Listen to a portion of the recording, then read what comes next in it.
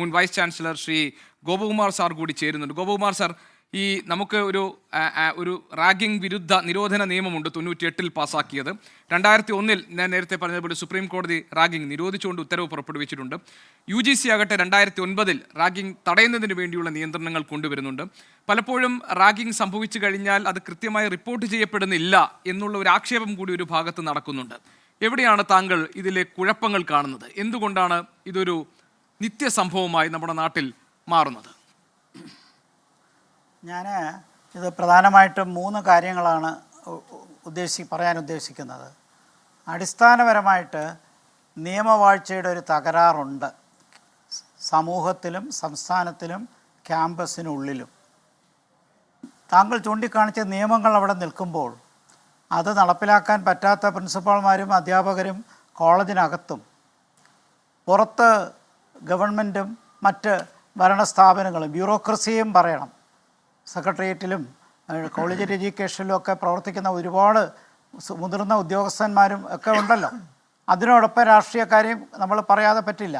അപ്പോൾ ഈ പ്രധാന കാരണം ഞാൻ കാണുന്നത് നിയമവാഴ്ചയുടെ അഭാവം തന്നെയാണ്. നിയമമുണ്ടായിട്ട് കാര്യമില്ല, അത് പരിപാലിക്കാനും കൂടെ കഴിയണം. അത് കാലക്രമേണ അത് ക്ഷയിച്ച് പോയി ഈ അവസ്ഥയിലെത്തി. അതിൻ്റെ രക്തസാക്ഷികൾ ഒരുപാടുണ്ടായി. രണ്ടാമത് അമിത രാഷ്ട്രീയവൽക്കരണം. അരാഷ്ട്രീയവൽക്കരണമല്ല, അമിത രാഷ്ട്രീയവൽക്കരണം. അതൊരു വസ്തുതയാണ്. അതുകൊണ്ട് തന്നെ രാഷ്ട്രീയ പ്രവർത്തിക്കുന്നവർക്ക് അക്രമം കാണിച്ചാൽ അതിന് പ്രൊട്ടക്ഷൻ കിട്ടുമെന്ന്, മുകളിൽ നിന്ന് കിട്ടുമെന്ന് അവർക്ക് ഉറപ്പുണ്ട്. അപ്പോൾ രാഷ്ട്രീയത്തിനെ അല്ല എതിർക്കുന്നത്, അമിത രാഷ്ട്രീയവൽക്കരണം. പ്രത്യേകിച്ച് ഇന്നത്തെ കാലത്ത് ഇത്രയും വലിയ സംഘടനകളൊക്കെ ഉണ്ടായിട്ടും എന്തുകൊണ്ടാണ് ക്യാമ്പസിനുള്ളിൽ ഈ മയക്കുമരുന്നും മദ്യപാനവും മറ്റ് അക്രമങ്ങളും ഒക്കെ നടക്കുന്നു? അതെങ്ങനെ സംഭവിക്കുന്നു എന്നുള്ളത് നമ്മളൊന്ന് ആലോചിക്കണ്ടേ?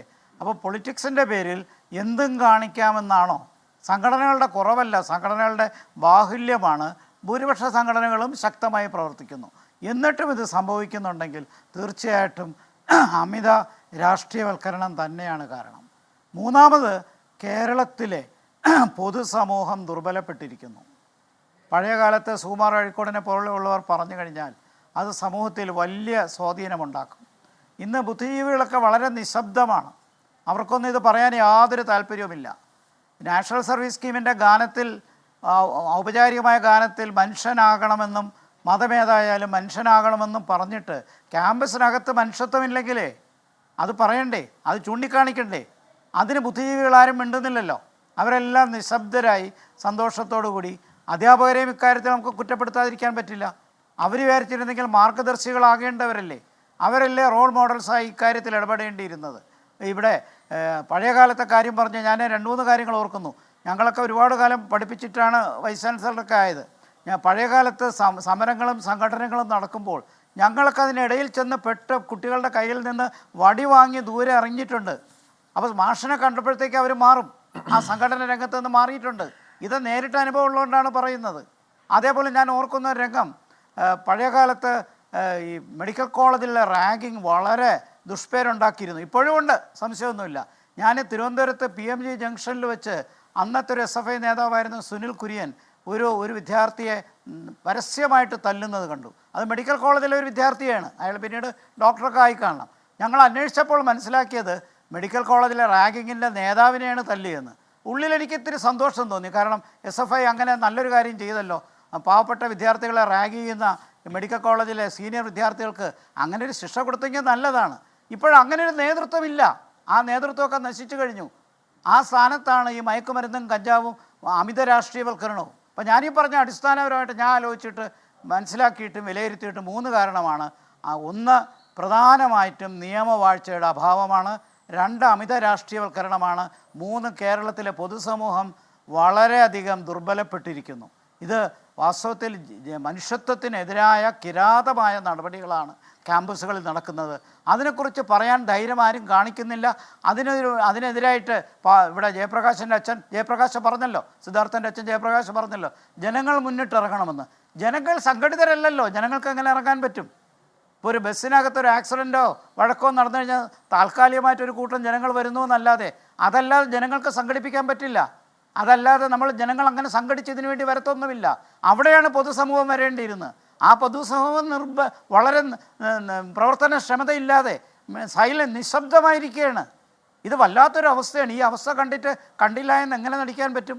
പാവപ്പെട്ട കുട്ടികളെ ക്യാമ്പസിലിട്ട് കുത്തുന്നു, കൊല്ലാൻ ശ്രമിക്കുന്നു, പിന്നെ എന്തൊക്കെ ആയുധങ്ങൾ ഉപയോഗിക്കുന്നത്. ഇതിനൊക്കെ പുറമേണ മയക്കുമരുന്നും മദ്യപാനവും ഒക്കെ നടക്കുന്നത്. ഈ അമിത രാഷ്ട്രീയവൽക്കരണം നടക്കുമ്പോൾ ഇതെങ്ങനെയാണ് നടക്കുന്നത്? അരാഷ്ട്രീയവൽക്കരണമല്ല ഞാൻ പറയുന്നത്, അമിത രാഷ്ട്രീയവൽക്കരണമാണ്.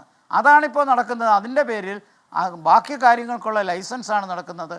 അതിന് എന്ത് ചെയ്താലും ചോദിക്കാൻ ആരുമില്ല എന്നും. അല്ല, ഗോപകുമാർ സാർ പറഞ്ഞതുപോലെ തന്നെ ഇപ്പൊ നമ്മളുടെ ഒക്കെ പഠനകാലത്ത് SFI ഒക്കെ പോലുള്ള വിദ്യാർത്ഥി സംഘടനകൾ സാർ ഇതുപോലെ റാഗിങ്ങിനെതിരെ നിലകൊള്ളുകയും അവർ ശക്തമായ ആ കാര്യങ്ങളിൽ ഇടപെടുകയൊക്കെ ചെയ്ത അനുഭവങ്ങൾ ഉണ്ടായിട്ടുണ്ട്. പക്ഷേ ഇവിടെ ഇപ്പോൾ സിദ്ധാർത്ഥന്റെ കാര്യം സാർ നോക്കൂ.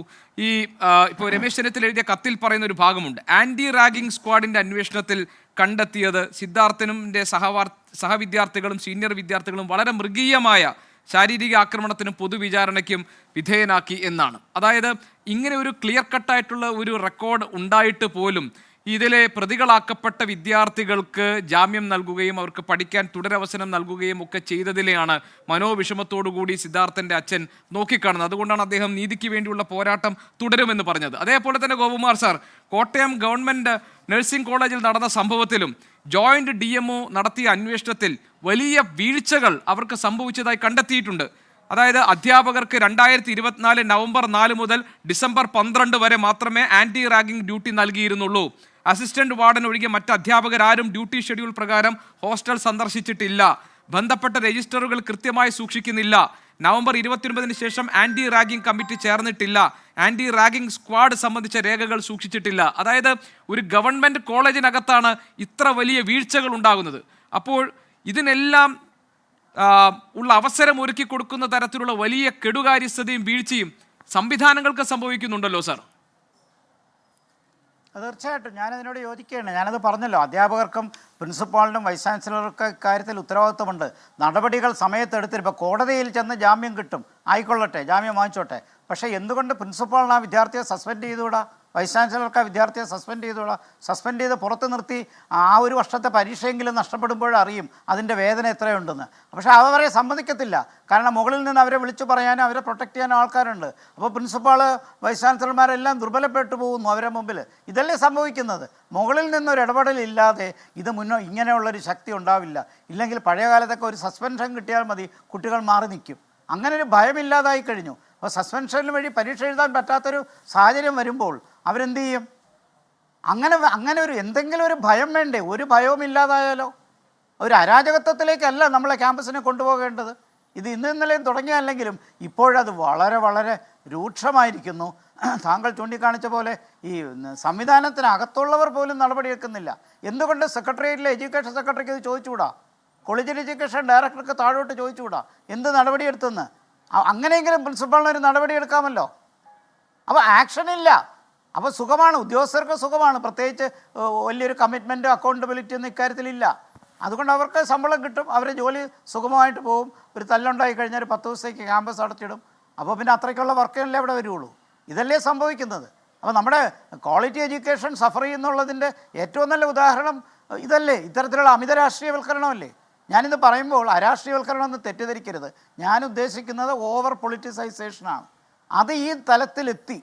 ഇത്തരത്തിലെത്തി. കേരളത്തിൽ ഏത് ക്യാമ്പസിലാണ് പൊളിറ്റിക്സ് ഇല്ലാത്തത്? എല്ലായിടവും പൊളിറ്റിക്സ് ഉണ്ട്. ഇവിടെ ക്രൈസ്തവ മാനേജ്മെൻറ്റ് നടത്തുന്ന കോളേജുകളിൽ പോലും വളരെ അക്രമാസക്തമായ രാഷ്ട്രീയം ക്യാമ്പസുകളിൽ നടന്നിട്ടില്ലേ? കോട്ടയത്ത് CMSലും മറ്റുമൊക്കെ. ഇതൊക്കെ നമ്മൾ നിത്യം കാണുന്ന കാര്യമാണ്. അപ്പോൾ ഇതിനെയൊന്നും അതുകൊണ്ട് അരാഷ്ട്രീയവൽക്കരണത്തിൻ്റെ പേര് പറഞ്ഞത് നമുക്ക് ഒഴിവാക്കാൻ പറ്റുന്നൊരു കാര്യമല്ല. എന്ത് പറഞ്ഞാലും ഇത് മനുഷ്യത്വത്തിനെതിരാണ്, ഇത് ഹ്യൂമൻ റൈറ്റ്സിൻ്റെ വയലേഷനാണ്. കോടതി ഒരു തീരുമാനം എടുത്ത് വരുമ്പോഴത്തേക്ക് ഒരു കാലമെടുക്കും. പക്ഷേ ഇപ്പോഴ് കോടതി മറ്റു പല കാര്യങ്ങൾ, ഉദാഹരണമായിട്ട് ഇപ്പോൾ ലൈംഗിക ആക്രമണത്തിനൊക്കെ 75 വർഷവും 121 വർഷവും ഒക്കെ ശിക്ഷ കൊടുക്കുന്ന കോടതികൾ ഇതൊക്കെ കാണാതെ പോകുന്നു. വേണ്ട ഒരു 2-3 കൊല്ലത്തേക്ക് ഒരു ശിക്ഷ കൊടുത്തിരുന്നെങ്കിൽ അതെങ്കിലും ഒരു പാഠമാവില്ലേ? അപ്പോൾ ചില കാര്യങ്ങൾക്ക് ശിക്ഷ ആവശ്യമാണ്. അത് ശിക്ഷ കൊടുക്കുന്നില്ല, ക്യാമ്പസിനകത്ത് എന്ത് കാണിച്ചാലും പ്രശ്നമില്ല.